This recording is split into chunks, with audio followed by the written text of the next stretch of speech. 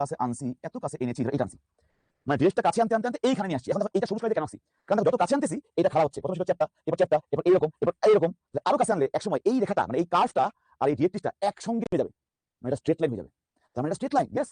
তার মানে ডিরেক্ট্রিক্স কাছে আনতে আনতে এত কাছে লয়ে আসছি যে এইটার উপরেই আছে পিএক্স ওয়াই, এইটার উপরেই আছে পিএক্স ওয়াই, তার মানে তখন এটা হয়ে যাবে স্ট্রেট লাইন। তোমরা বলো স্ট্রেট লাইনের জন্য যেটা হয় এসপি, স্ট্রেট লাইনের জন্য ই কত হবে, স্ট্রেট লাইনের জন্য ই কত তোমরা বলো, ফর স্ট্রেট লাইন ই কত হবে, এসপি বাই পিএম, কথা বলো। অসীম, অসীম কেন, কারণ এসপি তো আছে, গ্রিনটাই এসপি আছে, বাট পিএম কি আছে, নাই, নাই মানে জিরো আছে। আর something by zero is equal কি আসে ভাইয়া, ইনফিনিটি। এটা কি বোঝায়, এটা বোঝায় সরল রেখা, এটা বোঝায় সরল রেখা। সবাই লিখে ফেলি, লিখে ফেলি, লিখে ফেলি, লিখে ফেলি, এটা বোঝায় সরল রেখা। তোমাকে যদি প্রশ্ন করে এমসিকিউতে সরল রেখার ই কত, ভাই অসীম কেন, কারণ সরল রেখার জন্য ডিরেক্ট্রিক্স এত কাছে চলে আসছে যে ডিরেক্ট্রিক্সটাই কার্ভ হয়ে গেছে, সরল রেখা হয়ে গেছে, তার মানে এরকম কার্ভ নাই, এরকম কার্ভ নাই, সরল রেখা ই কত অসীম কেন, কারণ পিএম নাই, শূন্য।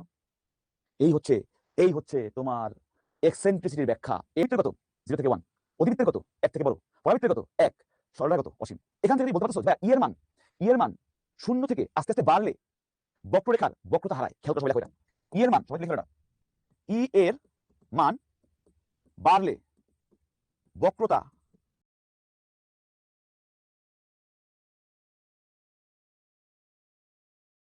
দেখো সবাই বুঝছো কিনা, ই এর মান আস্তে আস্তে বাড়ছে, 0, 0 পয়েন্ট সামথিং, 1, 1 থেকে বড় অসীম।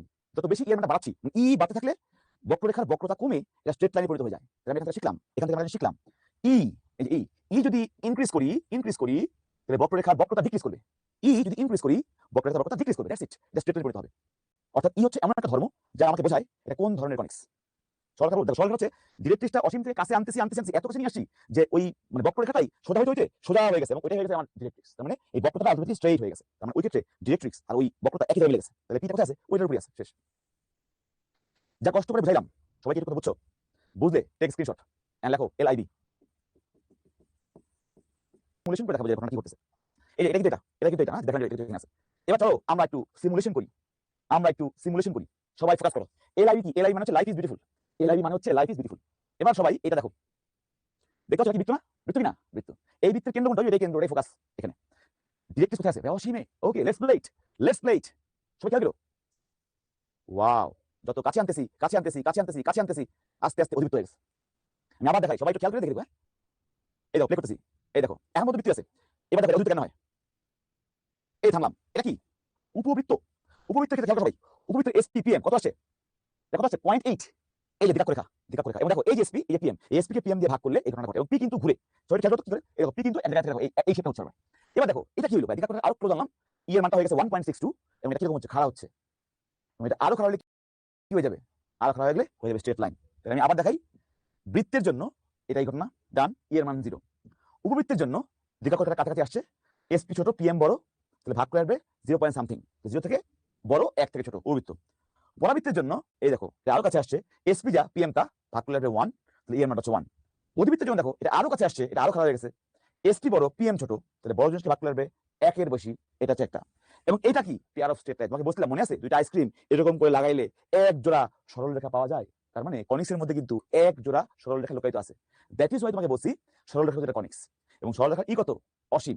এইটা আমি এখানে দেখাই নাই, তোমরা ক্লাস দেখাই দিচ্ছি, ঠিক আছে।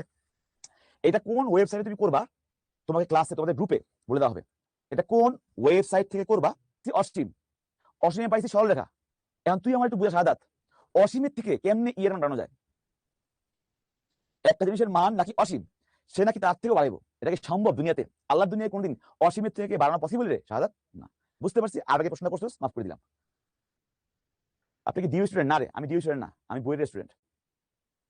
দাদু ফেসবুক, আপনার সাধারণ চেহারা কিরকম, আর রেগে গেলে কেমন হয়, হাসলে কেমন হয়, তাহলে এই সাধারণ চেহারা যেরকম স্ট্রেইট, এটা আমার সাধারণ চেহারা, এটা আমার রাগের মূর্তি, এটা আমার হাস্যের মূর্তি। এই যে তিনটা পার্ট, এর মধ্যে যেটা আমার স্ট্রেইট চেহারা ছিল ওর নাম হচ্ছে সাধারণ সমীকরণ, সাধারণ চেহারা। কথা বুঝতে পারতেছি, তার মানে কনিক্সের সাধারণ চেহারা কেমন হবে এইটা আমার কাছে বলছিলাম, মনে আছে যে কনিক্স হবে এক্স আর ওয়াই দিয়ে গঠিত দ্বিঘাত সমীকরণ, যার পাওয়ার হবে হাইয়েস্ট 2।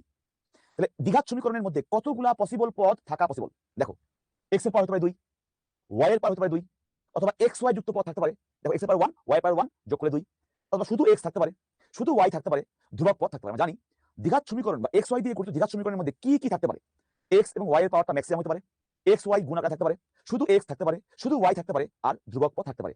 দেখো তো এর বাইরে আর কোনো ধ্রুবক পদ আছে, আর কোনো পদ থাকবে, এর বাইরে আর কোনো